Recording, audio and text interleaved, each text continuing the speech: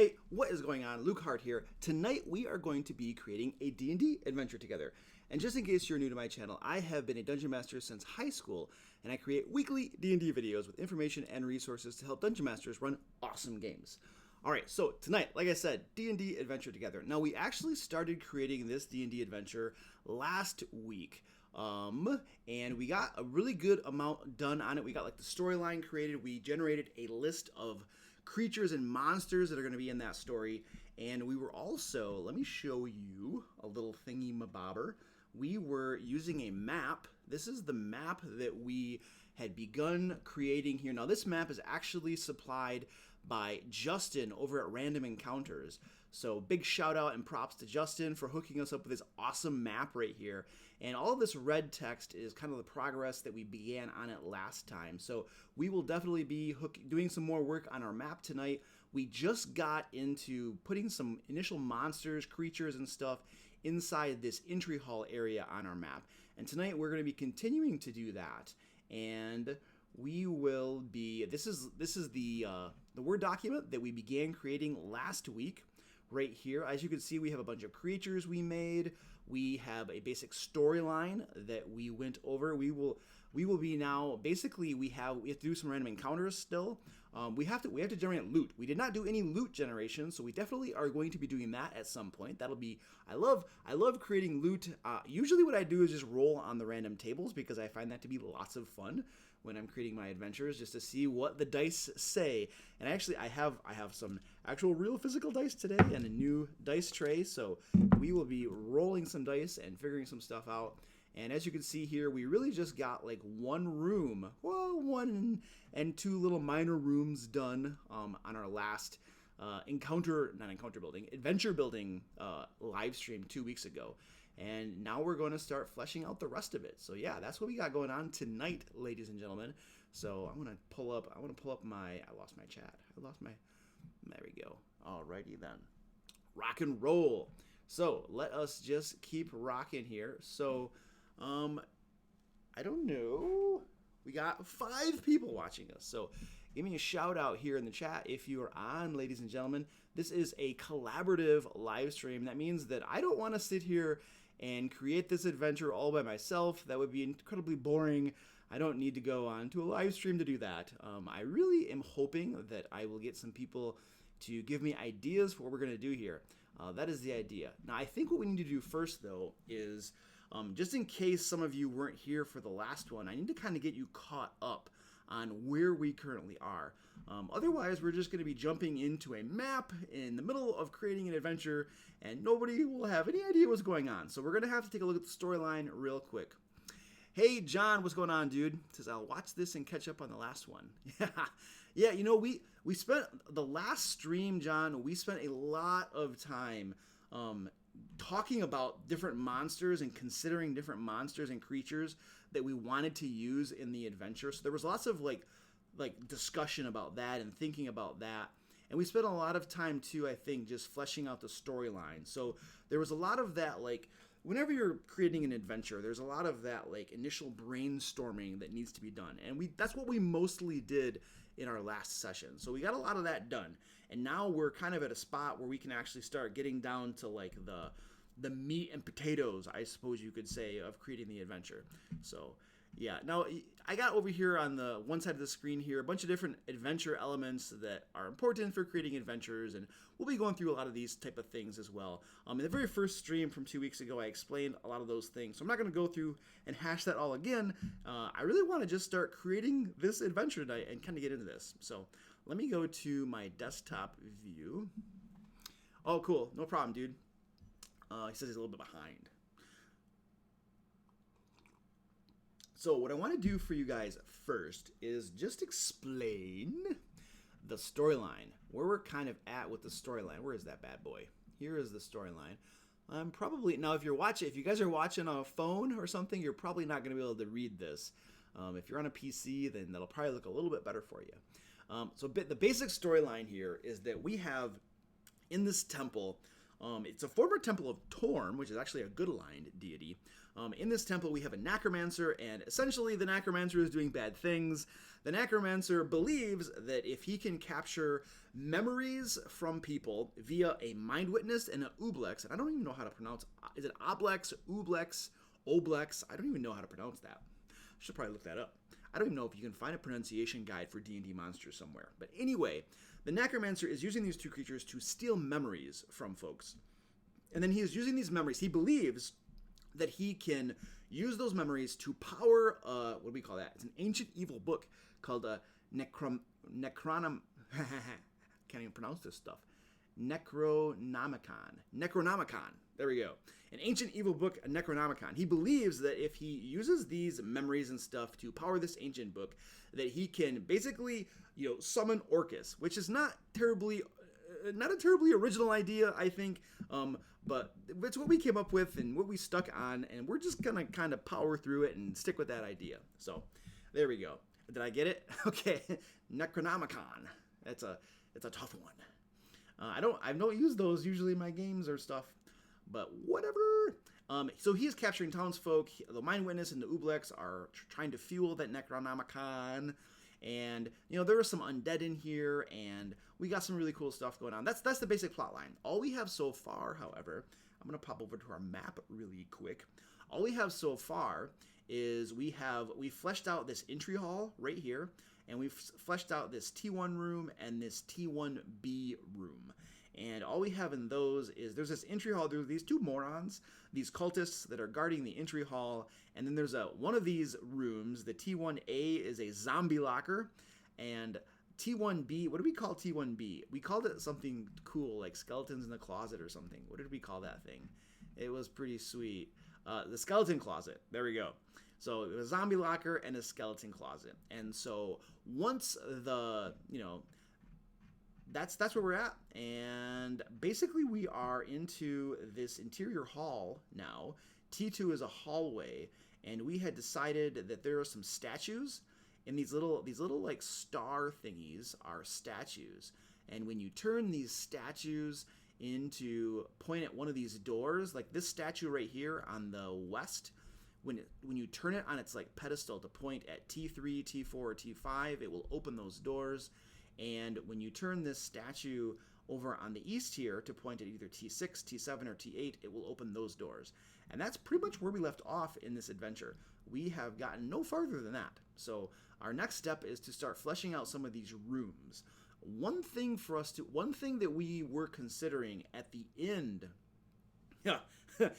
John says he had no luck with the oblex pronunciation. Yeah, I have no idea how that is pronounced, dude. No idea. Ublex or oblex or oblex, or I'm sure everybody has his own theory.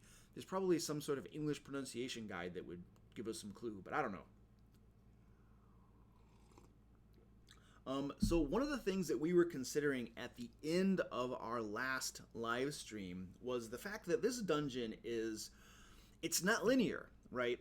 And there's nothing wrong with not having a linear adventure, but we had kind of decided that we wanted to put some sort of like constraints on it so that they weren't able to necessarily go straight to whichever room here happens to hold the boss. And we don't really know which room is the boss at this point. I think we can make some basic assumptions, however, just by looking at this map. I'm going to see if I can zoom in just a tad on the map here. There we go. I think we can make some basic assumptions, though, that if you come in at this entry hall here, and just by looking at these like kind of round rooms, they're kind of like blah. And then you look at these kind of like side rooms here, I think we can probably make some basic assumptions that our boss is probably going to be in this room right here. And it's probably reasonable to assume that players are going to make the assumption that the boss is not going to be in one of these very first rooms, but in the last room. So if they wanted to headhunt, they'd probably go for this room right here. And there's nothing wrong with designing an adventure where they're able to do that. We had decided that for this one, we wanted to put some constraints around this so that they weren't able to necessarily just cut right to the end fight and call it a day. And so we didn't really decide what that mechanism was going to be at the end of the last adventure. There was an idea. One dude had an idea for some sort of light beam that needed to align properly, maybe through some of these doors or something so that it would allow some of the other doors to open up. But we hadn't, that was like at the very tail end of the stream, and I was like half asleep, so we didn't really flesh that out. That's kind of where we left off with that. So we definitely, I've been thinking about that too, what mechanism we could use to kind of, keep somebody from just cutting right to the end. I don't know what the answer is. So hopefully we will come up with an answer for that. If we get that far tonight, then we'll need to think about that. Otherwise, we have a couple more weeks to think about a way to restrict that. So there you go. All right, so the first thing that I want to do is I just want to start picking. I mean, we know that we have T3 through T8. I want to start populating these rooms with stuff. I don't know what that stuff is. I have no idea. So this used to be a temple. It is now occupied by a necromancer and cultists of Orcus. And we do have a creature list. Let's take a look at our creature list up here. So these were different things that we had decided we wanted to use in the adventure. The crawling claw, we have that because we had imagined using it in a trap, where a trap would go off and I think crawling claws would fall on you or something like that. But we never fleshed that out. It was just some brainstorming that we had done. We have simple acolytes, cultists, zombies, skeletons, some scouts, ghouls, scarecrows, cult fanatics, ogre zombies, a priest, vampiric mist. I was excited to use the vampiric mist too, because that's from Mordenkainen's Tome of Foes, and that is, like, my understanding is that's a pretty classic D&D creature too, from like the early days, and so that'll be really cool to put that bad boy in there. Mind Witness, which is a form of it's a beholder kind of, that has been warped by a mind flayer into this sort of thing. And then we have an Ublex that we will be using, which is from Mordenkainen's Tome of Foes. Tome of Foes? Tomb of Foes? Tomb of Foes. I get those confused all the time. Who knows? I mean, people know. I just don't. And also a mage. So that's going to be our necromancer, obviously. So there you go. So these are the creatures we're dealing with, and we have our map. And I think the first thing to fleshing out one of these rooms is we need to decide what the room is, what is actually in the room. Now, this is a temple of sorts. Now, there are two different ways we could do this. We could sit here and like scratch our heads and brainstorm and imagine what these rooms might be. And I know how to spell it. The problem, John, is the pronunciation. Tome. Yeah, it's tome. Yeah, I know. It's like I'm a writer and junk and like all of that, but it's the talky part that is the struggle, right?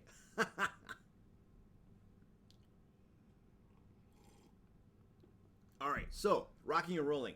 I don't want to just sit here and think forever about what these rooms are. In fact, a lot of times what I do when I am creating adventures is I will simply, there is a bunch of different pages in the very end of the Dungeon Master Guide that list out different types of buildings, and there are random tables to determine what the different rooms are. And there are also random tables for different things that might be in those rooms, different like appointments and stuff like that. And we might use those tables as well, because I don't want to think about that crap. I'd rather just roll on a table. I don't always do that, obviously, but tonight that's what I'm feeling like, because I'm really tired, and I know John's with us, but I don't know if anybody else is with us. So he and I are probably just gonna roll some dice together, and we will figure out what these rooms are. So let's start with T3. That's the first room. Bill's in. What's up, Bill? Bill Flippin'? How you doing, man? Glad you could join us. We are about to create the contents of a room for our adventure. So let us do some writing. T3. I don't know what's in this room. We got to figure out what's in this room. Bam. So we're going to go to the Dungeon Master Guide. And see, look at this. Stocking a dungeon. See, random dungeons. This is actually interesting. John Soki. I think that's how you say it. Soki? Something like that.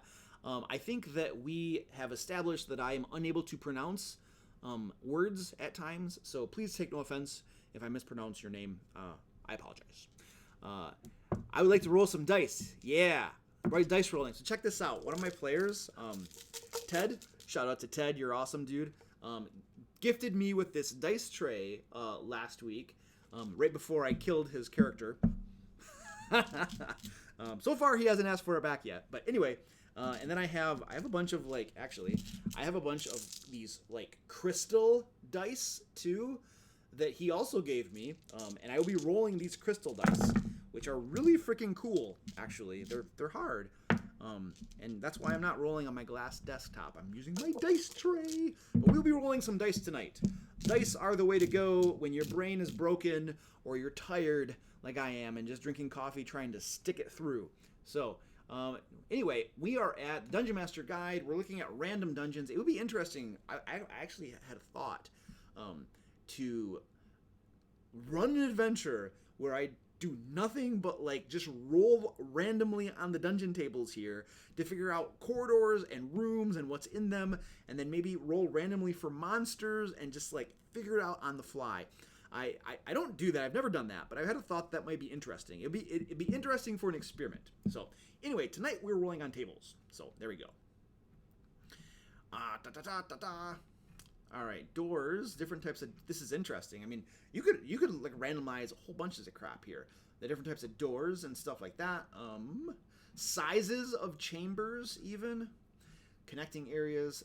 Dungeon, a lair. Here's what we're looking for. We're looking for different types of dungeons. And what we have here is a temple. Here we go. Dungeon, temple or shrine. That is what we're using right here.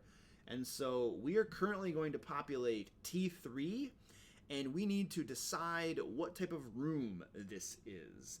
And I will pause to read the chat because this is a live stream and I read chat. That's the way it works. Soki. All right, cool. I got it right. Sweet. I'm pumped that I pronounced someone's name right. I suck. Yeah. Bill Flippin says, might the number of pillars in the room be significant? There are 6 on each to the left and 4 on each to the right. Okay, hold on a second. Let me see what you're talking about, dude. Yeah. Okay. You mean in the rooms themselves? Is that what you're talking about? I mean, there are pillars. So there are pillars out here. Tell me where you're going, Bill, because we actually need a mechanic, some sort of mechanism for opening doors, some sort of crazy secret cool puzzle or something, to make opening doors more difficult in this dungeon. And so let me know where you're going. But yeah, I see you. So you got 6 pillars over here. There are 4 here, 4 here, 1 there, 6 and 6 and 1. Ooh, that could be some sort of puzzle. That could mean something. Yeah, dude, I like it. They're also arranged differently in each room. They are. Oh my gosh, dude. Oh. So what I'm thinking, dude, is maybe this is the thought I'm having right now as I'm having an epiphany.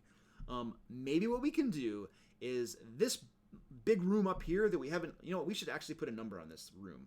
We don't have, so we can reference them a little bit better. I'm at T8, so let me get my text tool, and we're gonna, this is a big one.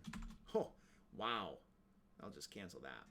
I'm gonna have to duplicate one of these things. Boop-boo. Duplicate layer, and where is that thing? Give me my selection tool, and put that bad boy there. Dun, dun, dun, dun. We're going to call that T9, because that is where we are currently. And T9 is going to be that room right there. And then I'm going to duplicate T9, and I'm going to put that bad boy right there. And we're going to turn that into T10. Bam. And I want to make this room here T11, and then the central chamber is going to be T12. So let's duplicate that layer. Just duplicate it, dude. You don't got to name it. Drag it. That'll be T11. Yeah, because we're talking about these chambers, and it's going to be useful for us to have labels on them. Duplicate layer. Duplicate it. All right. T12. Bam. There we go. All right. I think we have numbered all of the rooms and junk, so we should be good to go. Nice. It says T10. Ooh, it does. T10 does look like a shrine. That totally looks like a shrine. All right. Cool. Stand by. let's define T10 as a shrine. Because I agree, that totally looks like a shrine. Shrine of Orcus. Bam. Because these are cultists of Orcus. And so why shouldn't that be a shrine of Orcus? We're not going to flesh that out necessarily right now, but we definitely have a note that it is a shrine of Orcus. So I like that. All right, where are we at? So we were just labeling these things, and we had some idea. I had an idea about these columns. Kribu! The signal is terrible. All right, Kribu, we'll see you later, buddy. Thanks for joining us for a moment there. Fierce Mushroom, dude, you have no idea, man.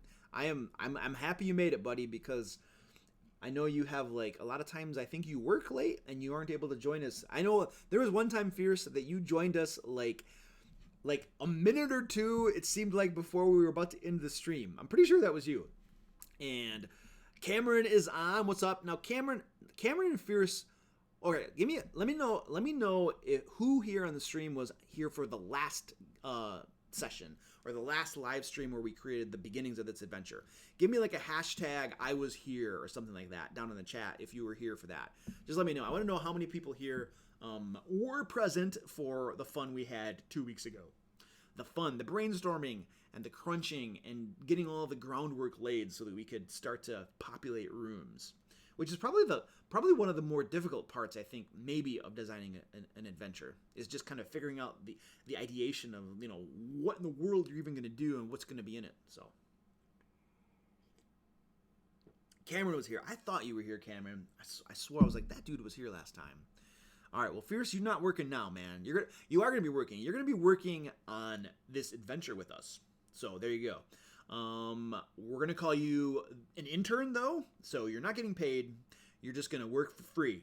There you go. You'll have the personal satisfaction of having contributed to an awesome adventure for other people to enjoy. There you go. That's your reward. I once had a meeting with an HR lady, the place where I work, and, like, I don't think she lived in our world, because she somehow seemed to believe that people, like, aren't motivated by money and they would just work for free if they could. She was like, woo, way out there. Anyway, that's not why we're here tonight.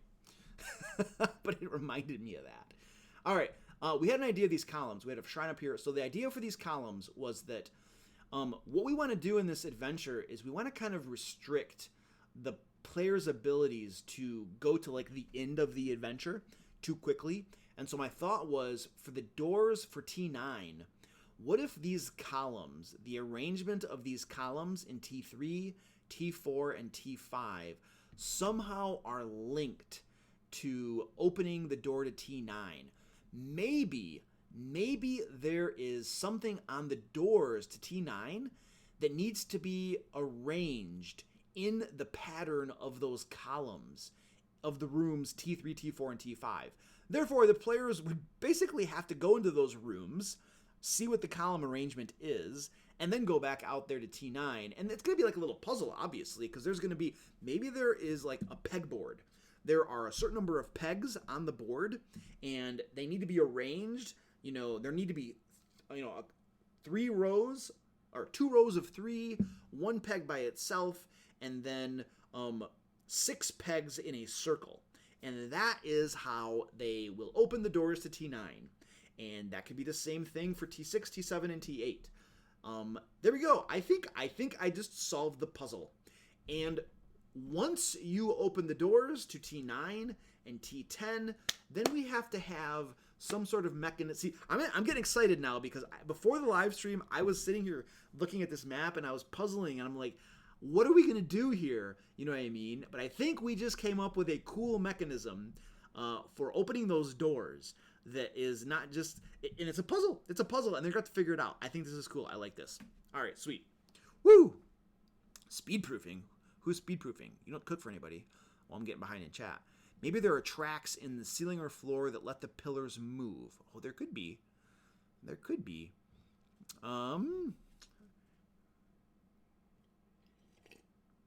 Fierce, dude, like Fierce, you're like on the west coast, right? Aren't you like in California or something like that, dude? I thought in one stream you'd mention you were or something like that. Because I was going to ask for you to, like, order me a pizza or something, but if you're out there, then that's too far away.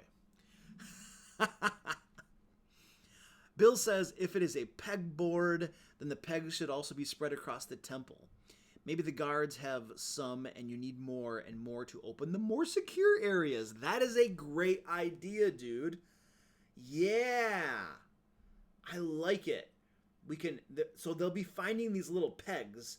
And that's a clue. That's a clue. So they find these little pegs on, like, the monsters and stuff they defeat. And we'll probably plant more pegs than they actually need on the creatures, just in case they don't encounter all of them or don't find them all or something like that. Maybe some of the pegs are still in the doors. I think we got some good ideas going on here. I feel like I need to write this down before I forget. Or before we move on to another idea and then I never write it down. And then we forget. Oh, you did live in San Francisco for a while. Okay, cool. I got a buddy who I went to college with him. Okay, here's like the tangent. His name is Austin, and he's a really cool guy. He and I went to college together, and after college, he studied, like, I want to. It was chemistry of some sort. It might have been biochem or something. It was like a chemistry type thing, and he went out to California to get a job. He has a job out in California. Last I knew, he had a job out in California, and I met. It was years ago that we saw each other at, like, something at, like, our church or college thing. I don't know what it was. And I was like, oh, dude, he told me what his job was, and I was like, holy crap, dude, you're making bank with that job. And he told me, he's like, yeah, Luke, but it doesn't really matter because the cost of living is so high, like, it doesn't matter how much I'm making. So, yeah. Anyway, there was a tangent for you. So, had a good job. Anyway, at least he has a good job. Let's go back to Dungeons and Dragons, shall we? All right. Dun, dun, dun. I want to write this down. I need to write this down. Should we do the same peg puzzle for T10 with the other side's patterns? That's exactly what I was thinking, dude. I was thinking the same thing, man. The T9 and T10 will be opened by the peg puzzle. T11, however, I feel like we need to come up with something better. Maybe not better, but something different, right? Because because what's going to happen is once they figure out the answer to the peg puzzle on one of these two doors, they're going to know the answer to the peg puzzle on the other door. And that's cool. That's fine. We'll give them so they figure one out and they get the other one for free. That's perfectly fine.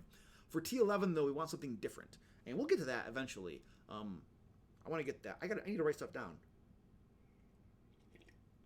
I'm getting distracted and telling stories and tangents about buddies from college, which is not conducive to completing an adventure.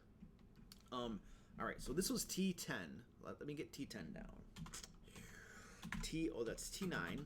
I don't know what T9 is, so I'm just gonna put question marks there, and then we will say that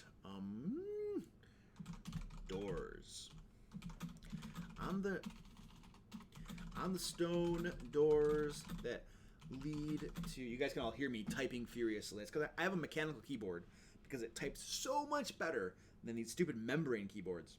And so, but the consequence of that is it sounds like I'm like boom, boom, boom, boom, boom. So there you go. You got that.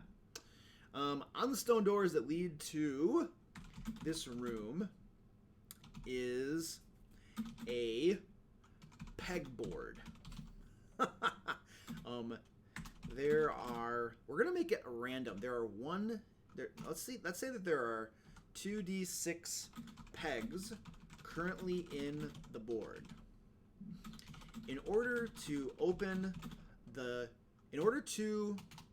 We'll say this. We'll say the doors can only be unlocked by arranging the pegs in the arrangement of the pillars in what room was that? What were those rooms? T3, T4, and T5. In T3, T4, and T5. That is 2 rows of 3 pegs, 1 peg by itself, and 6 pegs in a circle,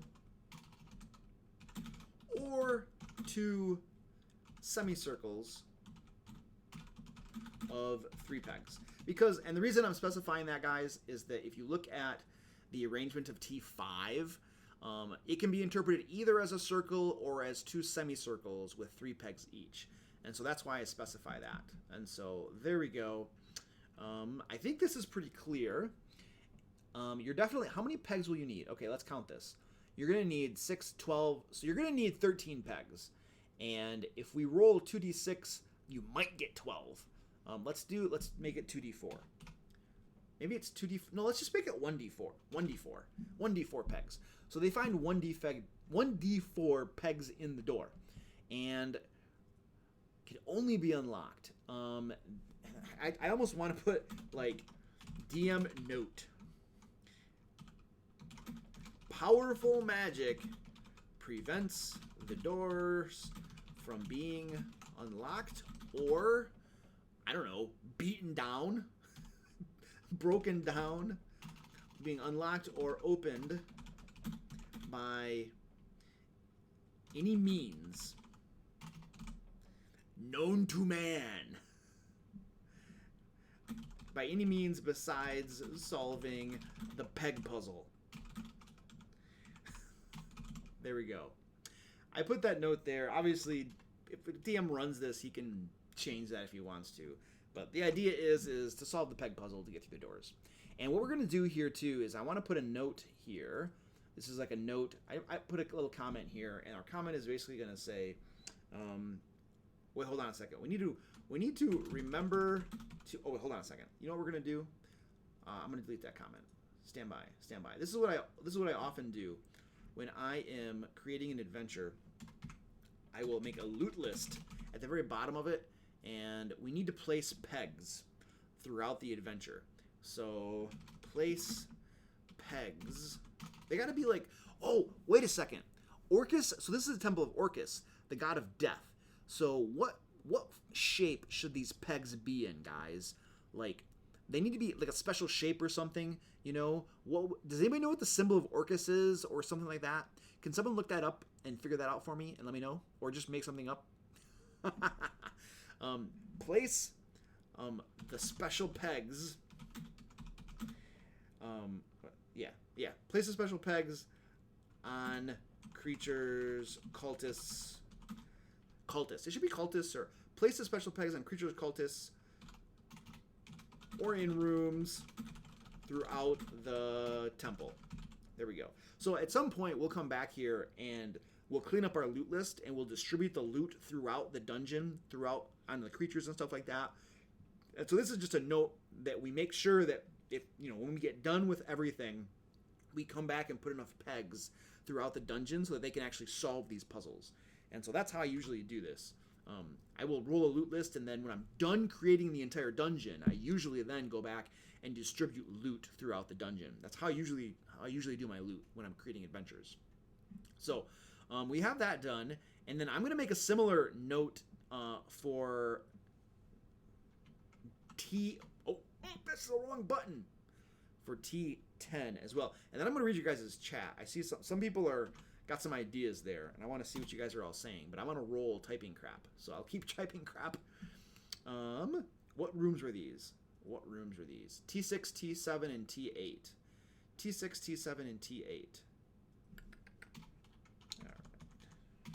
There we are with that. T6, T7, and T8. And then what were they in those rooms? So it's 2 squares and 1 by itself. All right. That is 2 4 pegs. What do you want to call it? Formed into. We'll say this: 2 squares formed from 4 pegs each, and 1 peg by itself. There we go. Dun dun dun dun dun dun. Awesome. There we go. So now we have that mechanism done. I love it. That was one of the things I was worrying about. How are we going to do this? And I think we figured it out. So I am now feeling much more confident. Those are the stupid little things that a dungeon master worries about. I was seriously like, oh man, what am I going to do? How am I going to do this? And we come up with something really good. A really cool solution. All right. Let me see. Fierce says, yeah, San Francisco is absurdly expensive. Yeah, I don't know. He lived in California. I don't know where he lived. I don't know if that makes a difference. I'm not sure where he was. I'm pretty sure it was in a big city though, because he worked for like it was a really fat like chemistry job or something like that. I don't recall the details. I'm trying to get caught up on chat now. So Bill says you could make the T11 the combination of T9 and T10. So what does that mean? Like T11 has pegs on his doors as well, and you just arrange the pegs for like, oh, I got you. Oh, I understand now. I understand. So the way the columns are arranged in T9, is the pegboard for T11, and the way the columns are arranged in T10 is the pegboard for T11. I agree. We could do that. Something tells me though that once the players get into T9 and get into T10, they are going to be wise to the ways of how pegboards work, and they're probably going to figure that out really quickly. So I'd almost prefer to give them a different sort of puzzle or mechanic. However, if we don't figure something clever out, then we'll just go with that, because that's easy to implement now that we already know how we're doing the other ones. Okay, so bone scepter pegs. John Soki says a mace with a human skull at the end is his symbol. I love it, dude. A femur bone with a little skull on the end. Absolutely. Great. All right, let's make a note of that then. Let's say there are 1d4 pegs currently in the board, and then we're going to make a note about these pegs. Oh, you know what? Yeah, that's let's call them Orcus pegs. No, let's call them let's call them Orcus pegs.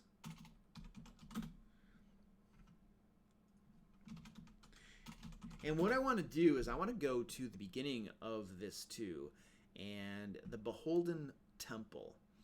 We're going to include a little bit of notes in here, and we're going to call... Uh-oh, I pushed the wrong button. Oh, man, where did... My cursor wasn't on. Lost my cursor. I want to make a note here about Orcus pegs. And we're going to say throughout the temple are scattered or carried by creatures small pegs made of bone and formed to resemble a skull at the end of a femur bone. At the end of a femur. There. Because femur bone is duplicative, redundant. There we go. And that's how you spell femur. No E at the end. All right, everybody now knows we spell femur with no E at the end. I'm glad we solved that puzzle. These pegs are used to open certain doors in the temple. Bam. I want to put that note at the very beginning of the adventure. That way the dungeon master, when he's reading it, is like, oh, okay, I know about this. And then he knows what they look like. He can describe them to players as they find them and that type of thing. So I put that at the very beginning here for that reason. All right, where we at? Joshua is in the house. Hey, Joshua, how you doing, buddy? I'm glad you could join us, man. Good to see you. And where are we at? I was reading some stuff here. Cameron says T11 could be rearranging the columns in the outer rooms to match patterns on T11's doors. Which outer rooms? Okay, I see what you're saying. So they'd have to be able to push around columns. Well, that's interesting. That's an interesting thought. I'm gonna copy your idea and put it over here. We'll hold that in our back pocket and see what we do with it. So let's do T11. I don't know what T11 is, so it gets question marks. And there's gonna be some sort of mechanic to open the doors. We don't know what it is quite yet. So we're gonna put Cameron's idea here. Bam. There we go. So now we have that saved for future reference. Oh, it was a competition to see who could find the symbol of Orcus first. All right. The first person to write in chat the symbol of, what is his name? Cyrus? Cyric? The symbol of Cyric gets a chocolate. All right. What else we got going on in the chat? My Google foo. It's all about the Google search. The Google search. Whoa. I totally understand the how conundrum. My players are in the middle of a train heist and they're the ones getting robbed. Oh, that's awesome. The pegs should be color-coded. Ooh. We have a good idea. Color-coded pegs. All right, dude. How are we going to implement that? That adds another layer too onto the dynamics of this. So we'd have to track the colors of pegs and put them throughout the dungeon and stuff like that. So we could do that. What two colors represent death? Let's make this easy on ourselves for right now, and say that there are certain colored pegs open up the doors to T10, and other colored pegs open up the doors to T9. So what are the colors of death? What colors best represent death? It could just be red and black, because red is blood and then black is like death. Fierce mushroom. Oh, wow. One of your messages got held for review, Fierce. It was a really bad message. It said white pegs for common areas and black pegs for restricted areas. I don't know why that got held for review. Is it because it had the word white and black in it? And that's some, like YouTube was like, held it for review thinking it was some sort of racist comment or something. I have no idea. Anyway, that's an interesting comment to get held for review.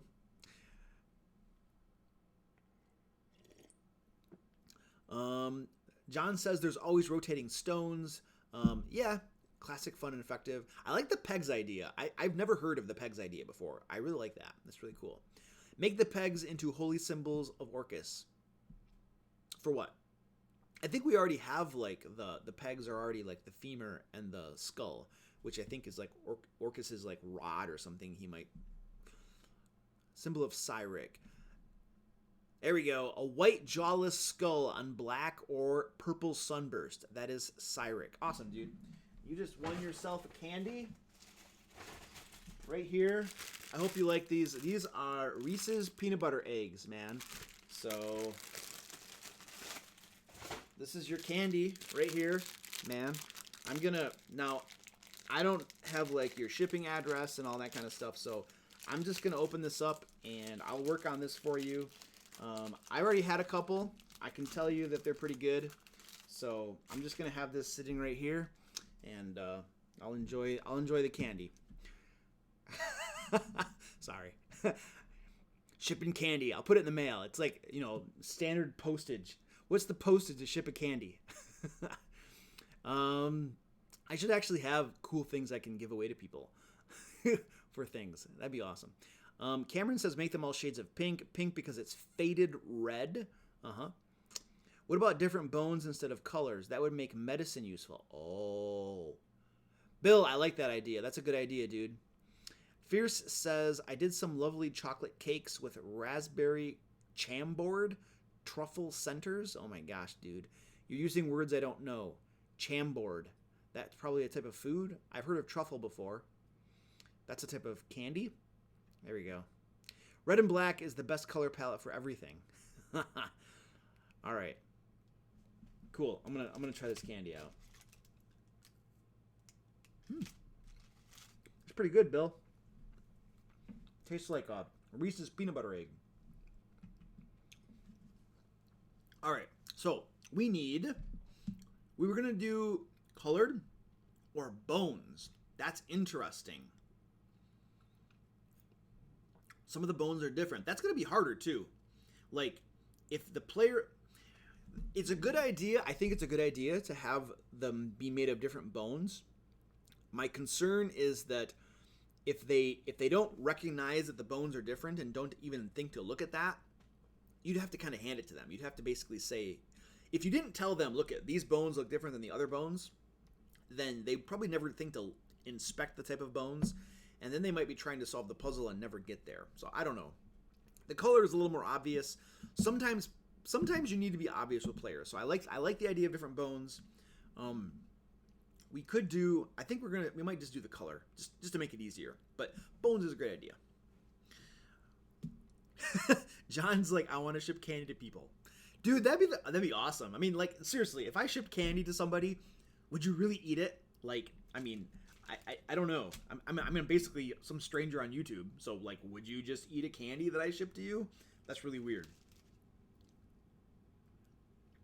I probably would. Full confession, I'd probably eat it. All right. So, let's go back to our pegs. These pegs are used to open certain doors. Throughout the temple are scattered or carried by creatures, small pegs of bone. Some pegs are... Chambord is a type of liquor. Oh, nice. That's cool. They'll be picking up all the bones. Some pegs are red, and others are black. There we go. So we're gonna have to always define how many. Place the special pegs, red and black, on creatures or cultists, or in rooms throughout the temple. So the door. So T9. There are 1d4 red Orcus pegs currently in the door. The doors can be unlocked by arranging red pegs. There we go. And we'll say there are 1d4 black Orcus pegs. The doors can be unlocked by arranging black pegs in the arrangement of the pillars. There we go. Bam.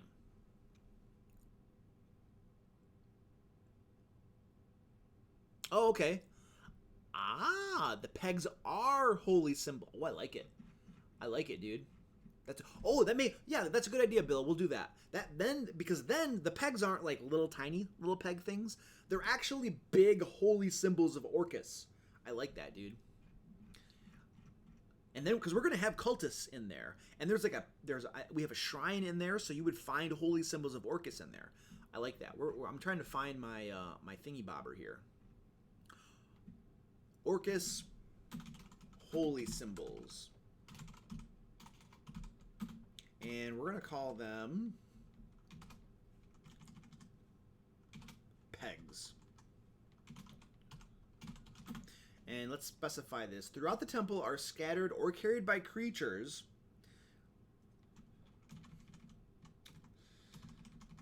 large pegs made of bone and formed resembling a skeleton and a femur. These pegs are actually holy symbol. It should be unholy symbols. Unholy symbols. Because Orcus is an evil, evil deity. Unholy symbols. These pegs are actually unholy symbols of Orcus, and used to open are used to open certain doors. Some pegs are red. Some are red and others are black. Awesome. I like that idea. Cool. They are holy symbols. Wouldn't it be cool if we had like a mechanic where like, what if you are like good aligned, touching a holy symbol of Orcus has some like detrimental effect. All right, here we go. Everybody, brainstorm with me. What kind of detrimental effect could touching an unholy symbol of Orcus have on you? I don't want it to be something just like dealing hit point damage necessarily. Is there anything cool, interesting that we could have it do for like a good character if he picks up like one of these unholy symbols of Orcus? All right, what are we doing? What's it going to happen? Tactical coffee. Oh, you're getting tactical coffee? I'm actually running out of tactical coffee. Which is okay because I'm planning on going for until 10 tonight, like 1 more hour.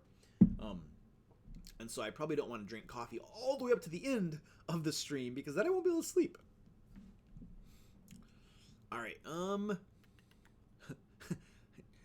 John's Alice in Wonderland, Black Bones, metal music plays. This is so metal. Oh yeah, this whole thing, this whole dungeon is like black bones and red bones and unholy symbols of Orcus and stuff like that. Yeah, totally, man. Just a later thought. Cultists' daggers may be keys to a secret door or chest or something later. Ooh, that's a good idea, dude. That is a thought. I'm gonna copy your thought somewhere. I don't know.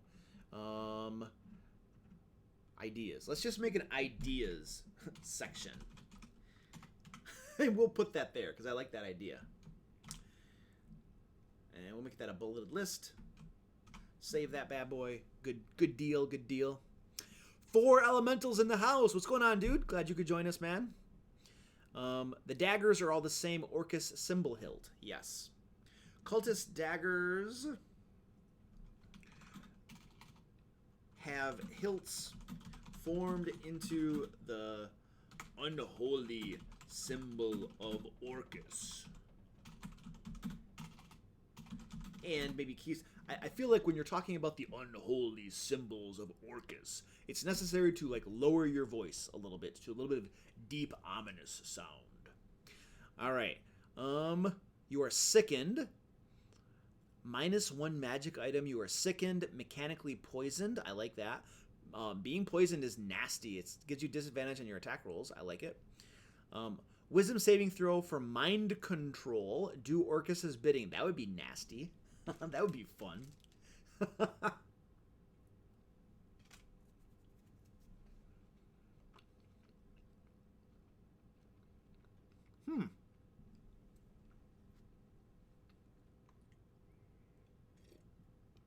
They're slowed by the slow spell.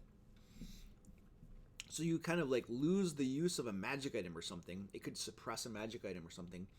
I want it to affect the person himself. We have sickened or slowed. Level of exhaustion. Ooh. Yeah. Yeah. You're sickened, and for every peg you carry, you gain 1 level of exhaustion. Now, here's the thing. I'm going to get my player handbook out, and I'm going to reference the end of it. I think there are 4 or 5 levels of exhaustion, and when you get through all of them, you're dead. Where is my thing? Oh, there are 6 of them. So there are 6 of them. When you get to the 6th level of exhaustion, you're dead. There we go. We have our answer. I think that's what we're going to do. You're automatically sickened, and then for every peg you carry, you gain a level of exhaustion. Now, we'll say that if you get rid of the pegs, you're not exhausted anymore.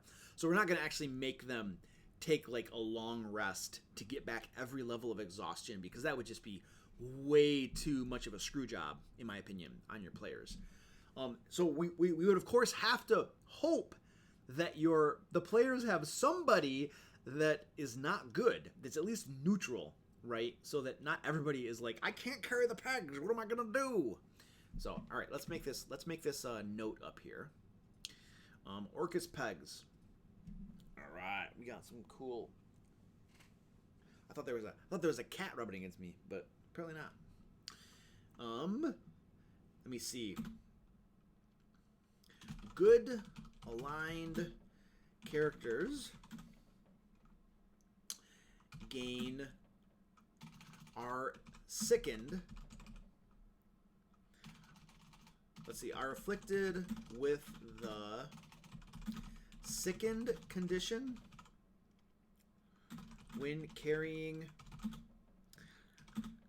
a symbol of Orcus. Furthermore, for every symbol they carry, they gain 1 level of exhaustion.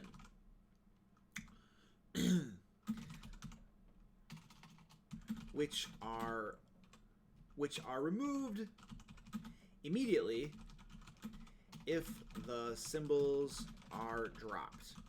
And we'll say neutral and evil characters are not affected by this. Yeah. That's clear enough. Bam. All right, cool. I like that. That's a great idea. All right, that's decided.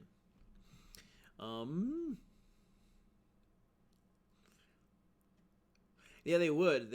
Cameron's saying they would notice the problem by picking up one of the pegs. Absolutely, they would. And then they could just avoid picking up too many. Yep, agreed. Someone for convenience would be carrying all the pegs and spontaneously die upon picking up a dagger. Well, if you wanted to be nasty, yeah, dude, you can totally do that. Don't think you will need to have poisoned, as the exhaustion will eventually duplicate it. Okay, let's see when that gets duplicated. You're probably absolutely right. I don't use exhaustion a whole lot in my game. I probably should, because it's a really interesting mechanic. Yeah, so at the 3rd level of exhaustion, you have disadvantage on attack rolls and saving throws. So you're absolutely right. By the 3rd level, it doesn't matter anymore. So yeah, let's simplify that. Let's take away the 2nd condition. That way, this mechanic is a little bit simpler. Good aligned characters.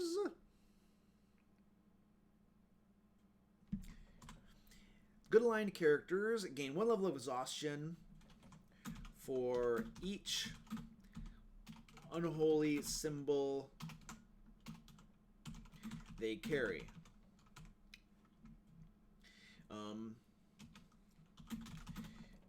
Levels of exhaustion are removed immediately if the pit symbols are dropped. There we go. All right. Bam. Done. I like it. Yeah. Fundamental says it's so simple, though, just to have the party carry 1 each. Yeah, so agreed. If you have... You would have to probably pick some up and just keep a stash somewhere. And then when you're actually going to use them in the doors, you'd have to just ferry them 1 at a time or something like that. Yeah, you're right. I don't think we don't want to... Do we want to force a mechanic where they have to carry them simultaneously or something like that? My concern is that if we get too nasty, right, then it's just going to turn into a DM screw job where it's like, oh, you all got tons of levels of exhaustion. You can no longer complete this adventure. You need to leave and wait for 5 days in order to come back after you've regained all of your levels of exhaustion. So that's my only concern, but I totally get what you're saying, dude, that they could pretty easily bypass that. I think it's more of like, imagine though, if there are 3 pegs that drop on an enemy and a good aligned character just scoops them all up at once. That's when they're going to be like, bam, they'll get hit by 3 levels of exhaustion all at once. And then I think they're going to be like, oh crap, and they drop them, and then it kind of goes away. So I don't think if somebody picks up 6 at a time, whoo, that's like instant death. So that's pretty nasty. I think we're nasty enough because there are other things in this temple that are going to, be nasty as well. So I don't want to go too overboard on one mechanic that could potentially like screw them over. Who was the cat? There was a cat rubbing against me a second ago. Or I have phantom cats. All right, rock and roll. Don Heck, what's going on, dude? Welcome to the live stream. I should not sing. I'm a bad singer. Ooh, Bill says maybe you make paladins immune due to their divine... I hate paladins. Paladins have so many freaking junk that benefits them and others, they don't need another one. That's my visceral gut reaction. Those words might mean the same thing. That is my visceral reaction to allowing paladins to have any more benefits than they already have. But that's just me. Holding the pegs is like wading through the river Styx. Yeah. Ooh, the river Styx. Dude, did I have a player? I had some players that were going through the 9 hells, and they were interacting with the river Styx. I don't think one of them fell in or anything like that. They were threatening an NPC with putting the NPC in the river Styx, I believe, in order to coerce him into doing something. They did almost fight Charon, I think is how you pronounce him, his name. I had created like a stat block and everything for Charon, and they almost fought him. That would have been fun. He was nasty too. He was really nasty. These guys were like they were high. They were like level 15 when they were going through 9 hells. So it had to be nasty. All right. Isn't there a peg for every column? That's a lot of pegs. Yeah. We're going to have a lot of pegs in this dungeon. There will be a lot of pegs. Absolutely. And they will not necessarily know. What if the pegs... Oh. Let's make them want to carry the pegs. Every single peg. Let's put like gems in the pegs or something. So there are precious gems worth... We're just making these pegs nasty. There are precious gems worth 25 gold pieces each in the eye sockets of the holy symbols. There we go. Now they have a reason also to want to carry the pegs, the unholy symbols, because there's like gems in them and stuff. Oh, you know what we should say? The pegs are actually we will say if the gems are removed from the symbols, they no longer function to they no longer work to open the doors. That's not a very well constructed English sentence, but it'll have to do. Ooh. Oh, Bill's got an idea. Undead should not attack those who wear the symbols openly. Yeah. That's a great idea, dude. That's a great idea. Okay. We're writing that down. We are writing that down. Undead in... Oh! I'm going to one-up that, too. Undead in the temple do not attack those who wear the symbols openly, and they follow their commands. Bam.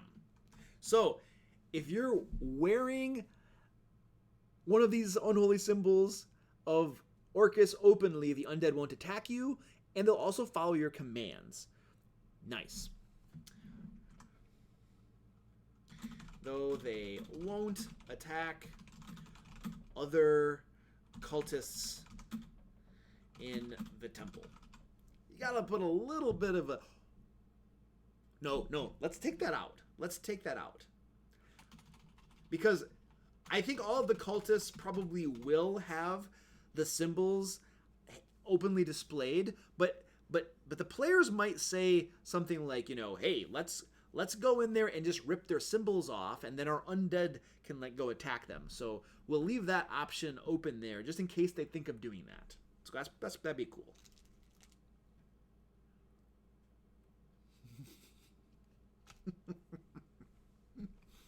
That's a good idea.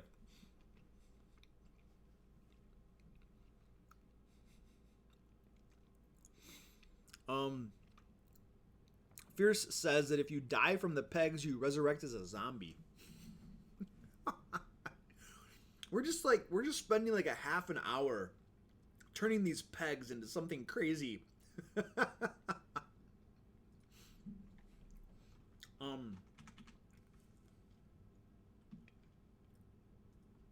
We'll say anyone who dies from reaching 6 levels of exhaustion immediately resurrects as a zombie under the control of the cultists of Orcus. All right, nice. We've got some really cool ideas here. Oh, whoops. Uh-oh. There we go. Got that there. And there we go. All right, cool. We got some really good ideas. I feel like typos. I'm not. Oh, you guys are doing typos. Okay. I'm like, I'm not typoing. Not a whole lot. I have that red underline that saves me from typos. All right, here's what we need to do. We need to. So I think we're gonna move on from the symbols because we've spent a lot of time on these bad boys. I think we have something really cool, but I want to start fleshing out these rooms because we were about to flesh out T3, and then we got distracted on lots of other stuff, which is good because we figured out a lot of good stuff that's going to serve us very well. But let's move back to T3 because we were about to flesh that bad boy out. We were about to roll on the Dungeon Master guide table to determine what that room is for. So let's do that. So here's T3. We're going to decide what that room is for. And I was going to roll a percentile dice. So here we go. I have my 2 percentile dice. You can't see those. You know what I need? I have a second camera. I should have my other second camera pointing at the dice tray or something so you guys can see what I roll. But you'll just have to trust me that I'm not going to cheat. All right, I rolled D20s. I'm like, I need to roll percentile dice, and then I roll D20s. There we go. I just started dungeon mastering yesterday, guys. All right, here we go. All right, I got a 61. A 61. So, a 61 is a library well stocked with religious treatises. I love it. We're gonna paste that there, and so T3 is a library. Nice. All right, let's take a look at our map. Let's see what this looks like. All right. So, I think they're probably like, I'm imagining like bookcases along the walls of T3 here, and they kind of stretch up like 10 feet or so up the walls. So you need those like slidey ladder thingies to be able to get up to the higher ones. And so this could just be a library full of bookcases, and then there's got to be like some chairs there and some tables and stuff like that where you would sit down and read and crap like that. And I'm imagining so this is a Temple of Orcus, so these could be nasty books, like evil books, history, like religious books of like evil deities and bad stuff like that. Journals from like, necromancer crap, because like the big bad is a necromancer. So there we go. Let's write some of that stuff down. It's good ideas. John Soki, dude, you missed so much, man. You went to get coffee or something, man, and you're way behind. Probably not. You probably didn't miss that much. We fleshed out a whole bunch of crap about those pegs, which are actually unholy symbols of Orcus. All right, so the library. So let's put some notes about the library here.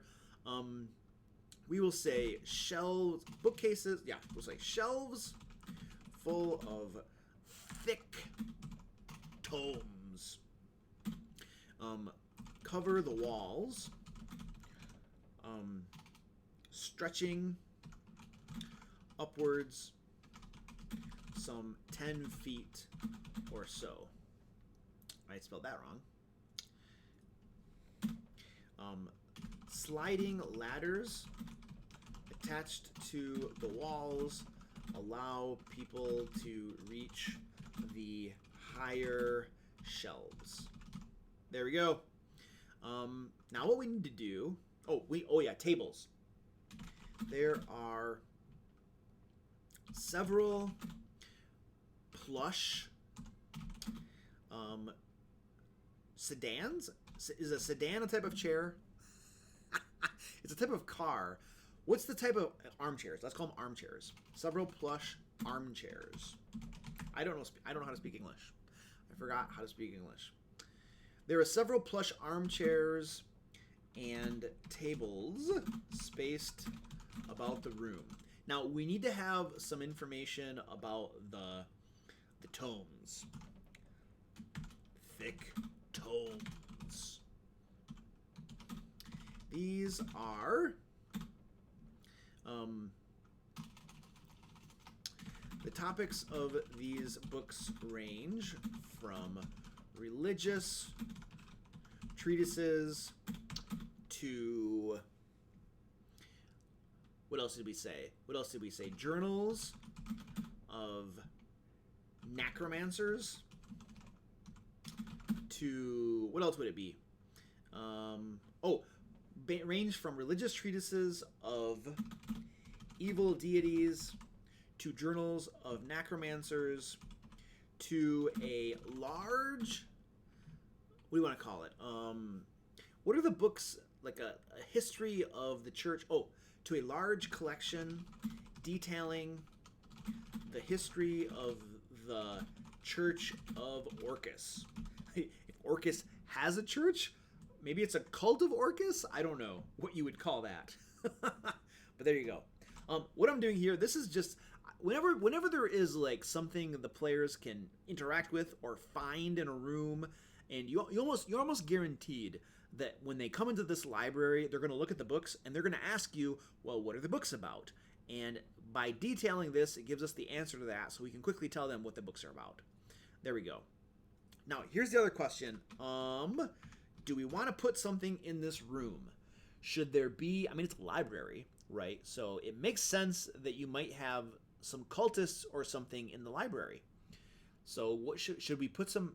Now, we don't necessarily want to have every single room in the dungeon have a monster or a creature or something in it, because you want to have some that are empty, right? Not every single room is going to have something in it. But we could put something in this one, because it makes sense to me that you would have somebody maybe in the library reading a book or something. Totally would be a logical move. So our creature list up top here, we have a bunch of junk in our creature list. Poltergeist. Trapped books. You guys are awesome. Several of the books are made of various types of flesh. Oh, dude, Don, that's awesome. I like that. For Elemental, what are you doing? Reading books, burn it all. Wouldn't it, Fierce says, wouldn't it be the first time D&D parties have stolen furniture? We are religious zealots after all. Yeah. I'm like reading your chat messages backwards. Scrolls. Ooh, maybe a spell book. Ooh, I like it. Scrolls and spell books. Yeah. Save the love seat, burn the rest. You guys are talking about burning the furniture? Die, evil library. Necromantic spells. Use the spell scrolls. Holy crap, I got way behind on the chat. Like a good evil library should have a few spell scrolls laying about. Yeah. Monster Book of Monsters. All right, cool. Nice. Those are awesome ideas, guys. I'm running out of coffee. All right, so let me get some of these things written down, because those are really good ideas. Wow. And we will say, many of the books are made from human flesh. There we go. We got that idea. I like it. And we also were talking about spell scrolls and other things in here. And we'll talk about some sort of like a poltergeist or something. That would be cool. Stand by. Ooh, arcane circles strewn around on desktops. Oh, yeah, that's pretty cool. I like that idea. And tables spaced about the room. Odd arcane inscriptions are on the tables. I like it. We need to put trapped books are cool. Stand by. Pull a book triggers a trap. Ooh, interesting. There could be a % chance that pulling a book off the shelf triggers a trap if you don't do something special. Yeah. All right, but there was an idea. Spell scrolls and stuff like that. Let's see. What would the mechanic be for finding like the spell scrolls and that sort of thing? Like, I imagine they're like probably inside the books, maybe, or maybe they're something like that. So I don't imagine they're. If they just search for it, will they automatically find it? I don't know. They might. Or there might be a mechanic, like there's a % chance that they find it or not. So, spell scrolls. There are, let's say, 2d6 spell scrolls. That might be a lot. That averages out to 6. There are 2d6. Let's do this. There are 1d6 first level spell scrolls and 1d4 second level spell scrolls.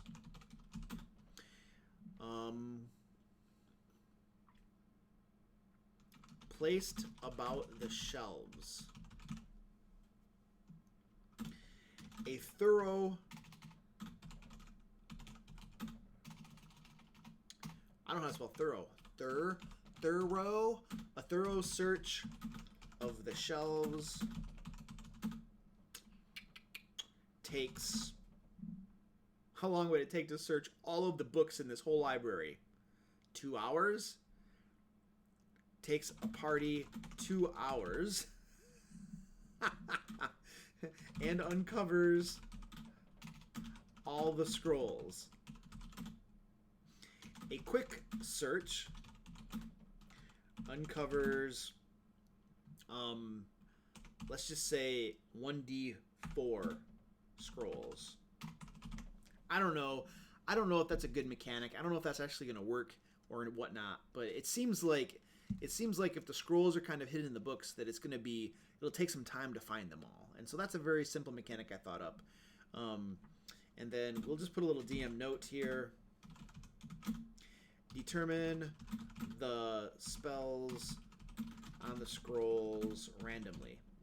Now, here's the thing. Randomly. I'm totally spelling that wrong. Randomly.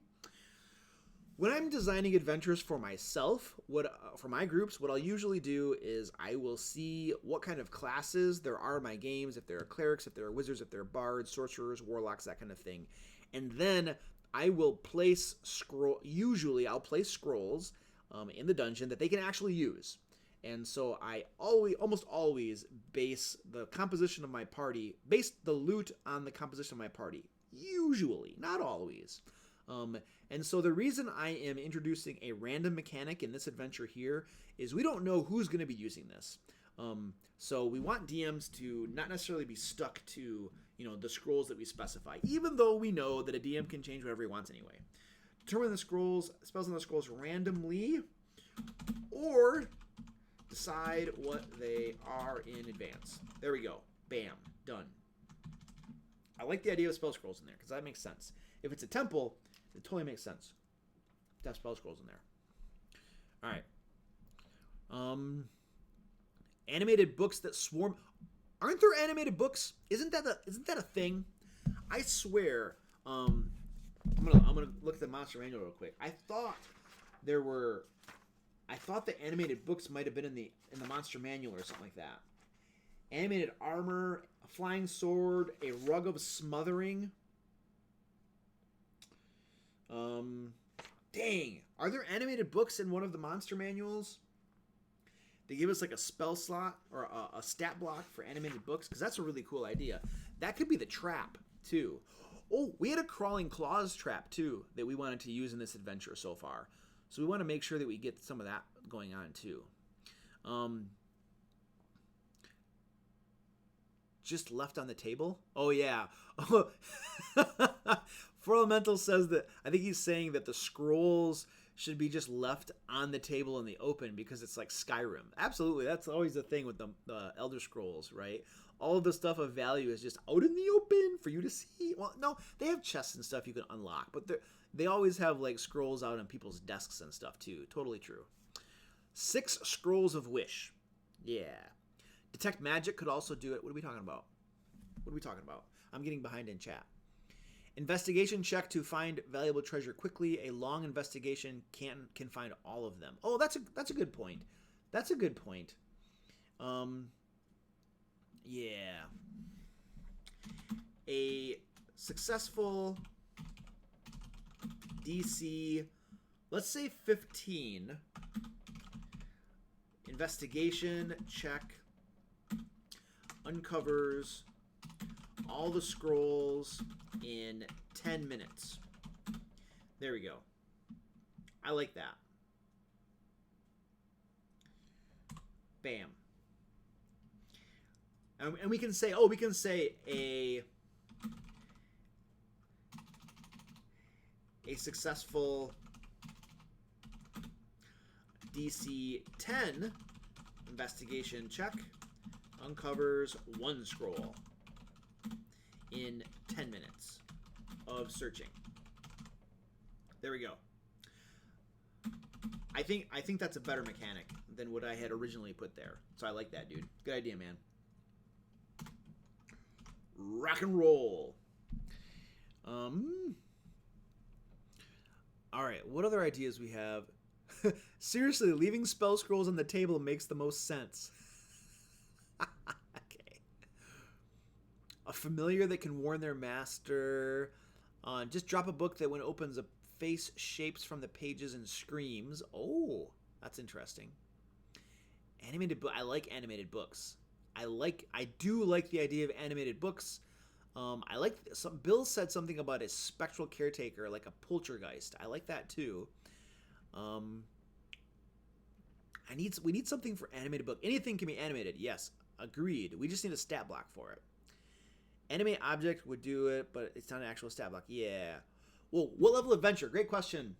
What level adventure is this? This is a adventure designed for 4 level 3 characters. So we are doing a low level adventure. So we don't want something crazy. Animate objects is a level 5 spell, I think, and that is far too crazy for a bunch of squishy level 3s. I've been playing like high levels for so long now that like recently I was going against like a lower level, some lower level. I was running a game for some lower level characters, and like I went a little overboard on them. I was so used to like higher levels just being able to handle whatever I throw at them almost, and then some lower levels took a beating because I overestimated what they could actually handle. But anyway, everything's okay though. So level 100, no. You can make a stat block for the animated books in a special video. Ooh, a special video. We could make it right now. It's not hard to do that sort of thing. I just didn't really want to spend time making a custom monster. You know what I'm saying? Usually what I do before I design any custom monster, I will find a stat block that is close enough to what I want and reskin it. I might even just totally just use the exact same stat block and just call it whatever I want to call it. So if we can actually find, you know what, that's a good idea. I like the idea of animated books. So let's see if we can just go to the monster manual real quick. And I think there is a listing of monsters by challenge rating somewhere. I thought there was like a listing of monsters by challenge rating somewhere. Is that true? Is that somewhere? Or am I like totally making stuff up? It's not here. Because you know how useful it would be to have monsters listed by challenge ratings in the monster manual? That'd be so useful. But they didn't do it, did they? They did not do that. Thank you, Wizards of the Coast. All right. CR list is in the DMG. Hey, little CMB, what's going on, dude? Glad you could join us. All right. The DMG's got it. Any idea what page number that's on? Monster lists. Here we go. Bunch of monster lists. Underwater, Underdark. Here we go. Monsters by challenge rating. Thank you, Wizards of the Coast. And thank you, little CMB, for alerting us to this fact.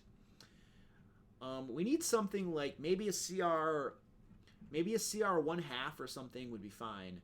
We just need something preferably that can fly or something.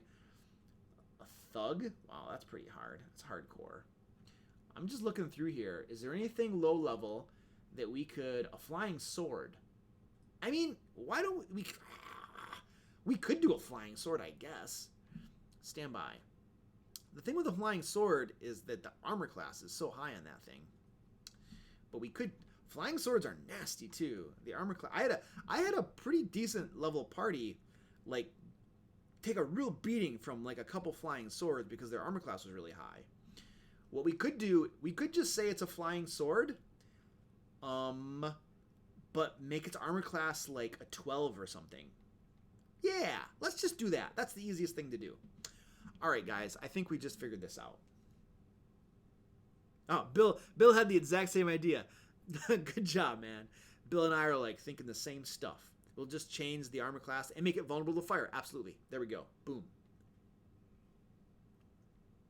All right, so what's the mechanic for the animated books, though? Actually, let's decide how many there are going to be that attack them. So there are 50 experience points. So we have a party of 4 adventurers, and they are level 3. And the monsters are 50 XP each. And let's just say that there are 3 of them. What does that give us? That's easy.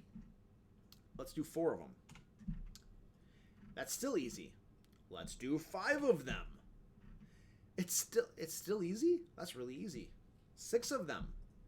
I'm trying to go for medium. There we go. That's what I want. I want it to be a medium encounter. Yeah, I think medium's okay. No, you know what? Let's make it an easy encounter. Let's make it easy. I'm okay with that. They get beat up by some books. It'll be a little easy encounter. That's not a problem. So it'll be 4 books then. All right. So, what is the mechanic for the books attacking them? Maybe it could be something as simple as whenever anybody who is not wearing one of the unholy symbols of Orcus touches a book, the books animate and attack them. It could be something as simple as that. Death by 1,000 paper cuts. That is awesome, dude.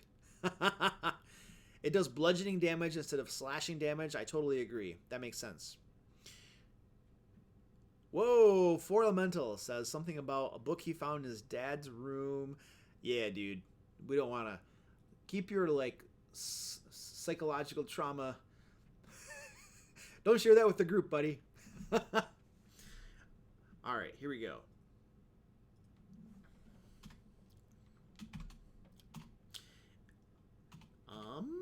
How do we do this?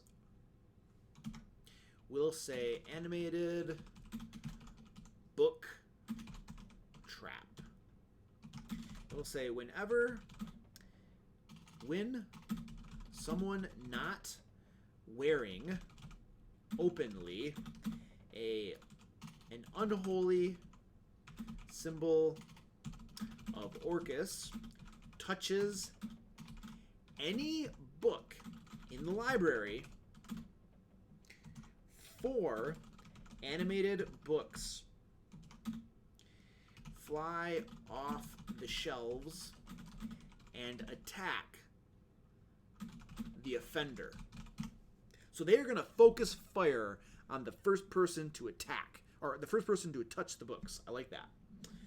And we'll say animated books use the flying sword stat block with these changes. 12 armor class, vulnerability to fire. Actually, you know what we just did? By decreasing the armor class and making them vulnerable to fire, we have changed their challenge rating, probably down, at least down by 1. So, stand by. Instead of being a CR 1/4, I bet you, I'm just spitballing here, but we probably lowered them to a CR 1/8. So what we're going to do is I'm actually going to make more of these, because that's going to make it really super easy. Oh, wait, hold on a second. A CR 1/8 is 25 experience points. So let's change this. We're going to have to make more books. Yeah, that's trivial now. That's going to be that'll be super easy. All right, let's just see what 8 is, what 10. All right, let's make 8 books. There we go. Let's double it and make it 8. Bam, we got it. 8. There we go. Animated books use the flying sword stat block with these changes. 12 armor class, vulnerability to fire, and they deal bludgeoning damage. I love it. I love it. I love it. And attack the offender. Focusing fire on that person. Bam. So you're going to have all of these books just boom on that one person who touched them. I love that. I mean, my players might not like that. I think it'll be funny.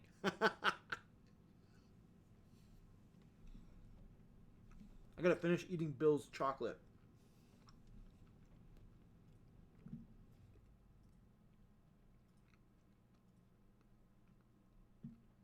I normally don't eat on a live stream, but I told Bill I would mail him a chocolate because he won our little thing, and then I can't actually mail him a chocolate, so I felt obligated to eat the chocolate during the stream for him. It seemed like the only fair thing to do.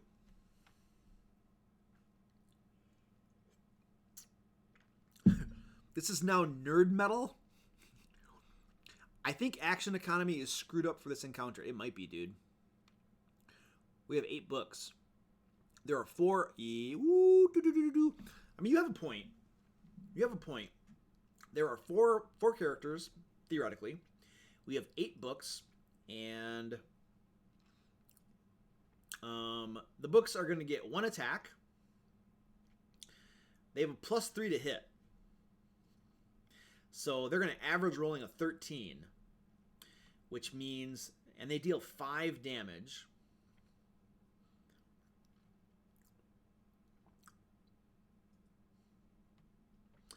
Yeah, it might be, and if they get a surprise round, oh, they will get a surprise round too.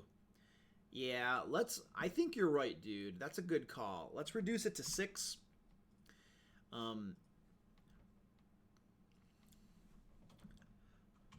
And we should probably say, unless the characters were somehow aware of the animated book's presence, the books gain surprise. I think that's fair. So there, I think that adjusts the action economy just a little bit. And their +3 to hit really sucks. So the chances are that maybe 3 of them might hit, dealing 15 points of damage maybe, which is kind of nasty, but their armor class is 12, so I feel like they're going to get destroyed pretty quickly. So I think that's okay. Maybe? Anyway, let's roll with that. Consume the chocolate. I have so obviously Valentine's Day, so my wife got me, this is pretty cool. I'm going to show you guys all this. I haven't actually opened this yet. The reason I want to open it is so you can actually read what it says.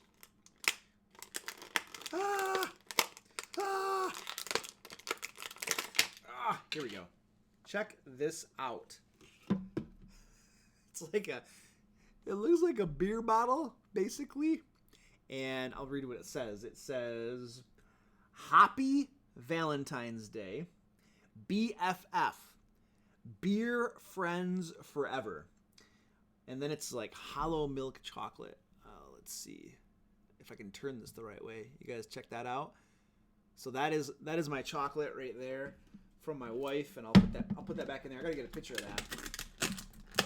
That's pretty cool. I don't know where she found that thing. And then I got like some marshmallow popcorn. So there's my chocolate. I'm not consuming that right now though. I just wanted to have a little bit of show and tell for you, because I'm sure you were all really interested in seeing what I got for Valentine's Day.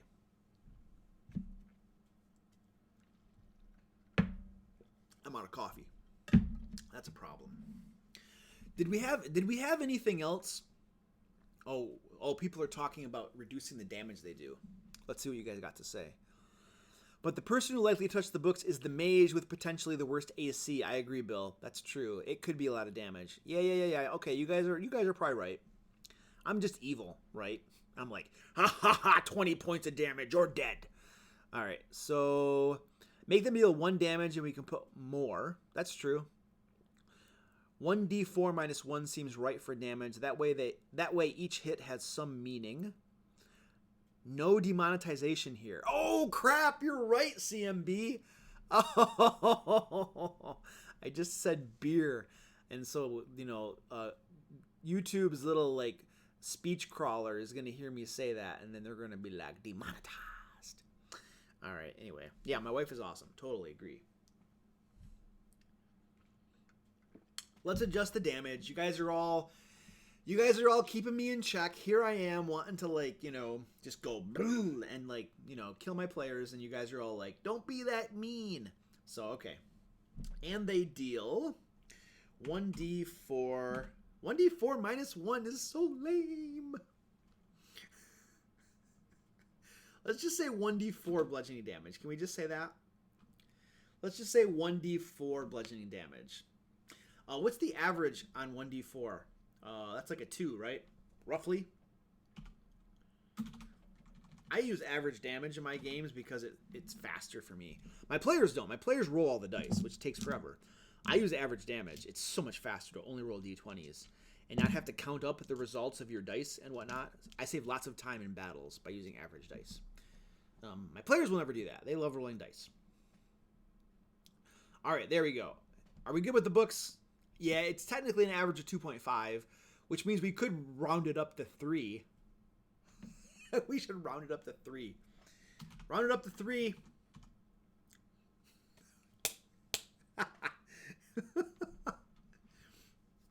We should say, well, if we say 1d4 minus 1, then it goes back down to 2 average damage, right? All right, let's move on. I think we've spent a lot of time on the library. We have a book trap. Somebody had an idea for a poltergeist. We should take a look at a poltergeist. This is what we're gonna do, guys. I need to take an intermission break. And while I'm on break, I want you guys to think about first, do we want to put something else in this room? Do we want to have a cultist or like some sort of poltergeist guardian for this room? That's the first question. And if so, then what would that creature be? Like a wraith or a specter? Or I think there is a poltergeist actually in the monster manual. We could look at that. Or do we want to move on? So let's figure that out. And I'm going to take an intermission break. And we shall be back shortly.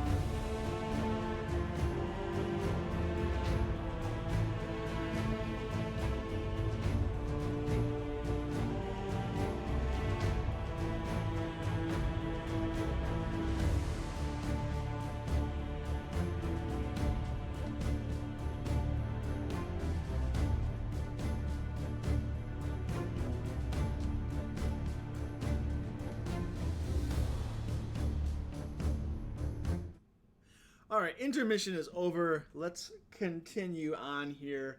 And we will be stopping shortly, ladies and gentlemen, because I've had lots of late nights recently working on videos and crap like that. So I need to get some sleep tonight. So we're not going to go much longer. What was the decision? Do we put something else in this room? Sleeping cultist in the library? That's actually not a bad idea. It's a bit of an encounter, but it's not a hard one. A cowardly cultist who can help them if they get stuck on the puzzles. Maybe. Yeah, a poltergeist with anything else would likely wreck the party. Yeah, a poltergeist I have a feeling is like a CR 5 or something. I don't know off the top of my head though. I'm just guessing. The book boss, a Nothic that tends to... A Nothic. Hold on. Let's look that up. Let's see what a Nothic is. Oh, you know what? I'm on the wrong screen. There we go. Then you guys can actually see my screen. Let's look at a Nothic. That must be in the monster manual, right? Bone Nagas. Where's a Nothic? Where is a Nothic? What book is the Nothic in, guys? It's not in the monster manual. Is it in Volo's guide? Where the heck is a Nothic? Somebody help me. A poltergeist is a CR2? Well, that's easy. Where are the Nothics, guys? Gotta help me. Help. Help. Help. What book are these in?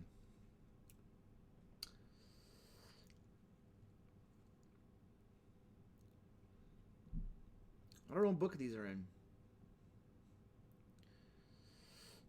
I can see it. I mean, I can see the Nothic. I don't know what book they're in, though. Dang it. I don't find them in here. But, of course, the monster manual is not organized super great. Or it's hard to find things. Unless you use the index at the end of it. It is in here. 236. Good gravy. Oh, I'm a moron. I'm a moron. I was right here. I stopped at Nightmare. If I had scrolled one more page, I would have come to the Nothic. So the Nothic is an intelligent creature. Arcana. Oh, interesting. We could put a Nothic in here. It's a CR2. That's not a problem. That's not a big deal. Right? They're neutral evil. What's the purpose of the Nothic in here? Like, it's an evil creature, but it seems like, would it just attack them? What are its goals? What are its motivations? Why is the Nothic here? And what motivates it? What are its desires? That sort of thing. I want to understand what this Nothic would be doing here. I don't want to just throw a monster in here just for kicks and giggles. You know what I'm saying? I like the idea, though, because I've never used a Nothic before, and they look interesting. I just want to know what it's doing here, what its purpose is. It's a minion of the Mind Witness, Transformed Wizards. Nothics are very common in Mad Mage. Hallister has one of the secretary. Yeah, I was reading that the other day. Am I the only one not seeing video movement? I see video movement. It seems like the video hung. Oh, you guys can't see my... okay, stand by. Stand by. Where am I? Where am I going? Let me check on my phone here. I'm just going to double check and see if it looks like something's hung. I'm seeing myself unhung on my phone. I can see my lips moving, and then I just looked up. So it's not hung up on me, at least. So that's all I got, guys. So if you're hung up, then maybe close it and start it again would be my recommendation. Anyway, what were we doing? We were looking at Nothics. I want to know what the motivation is. What is the motivation of a Nothic? Why is it here? And I'm tired, so I don't want to think. It's up to you guys.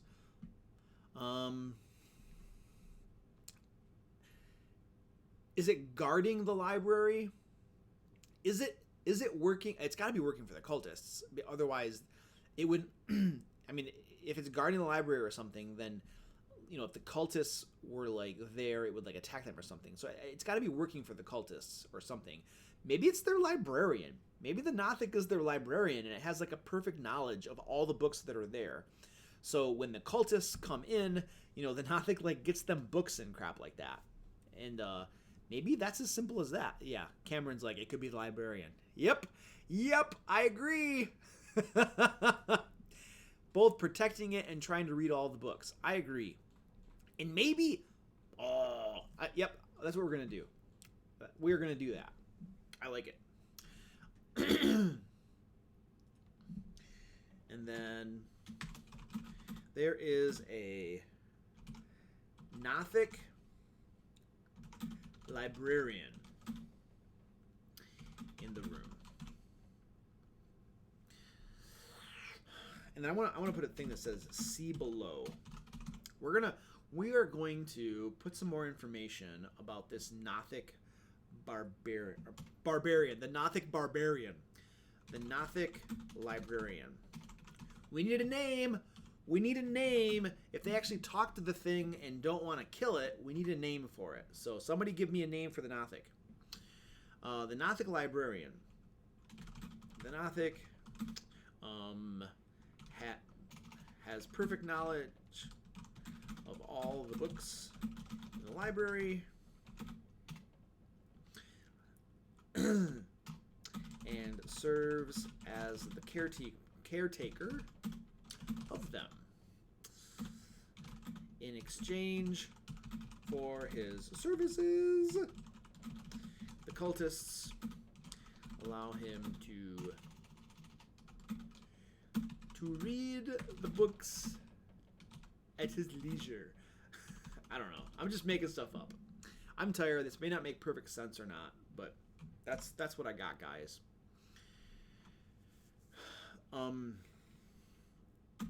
It guards the books against any who would steal or destroy them. It assists. Oh, it is friendly. Yeah, it is friendly to anyone who wears an unholy symbol of Orcus openly, and helping them find books they are looking for. There we go. It's interesting. These unholy symbols of Orcus are like beginning to play a role in lots of the different things that we have going on here, and I like that. I think that's really cool. All right, we need a name. Okay, there we go. Remigant the Nothic, not stolen from anywhere, which probably tells me that you did steal it from somewhere. Kull Nethrak. Alkazak. Cameron. I'm going with Cameron's name only because it's not pronounceable. And that is Dungeons and Dragons in a nutshell, ladies and gentlemen. Names upon names that are not pronounceable by ordinary human beings.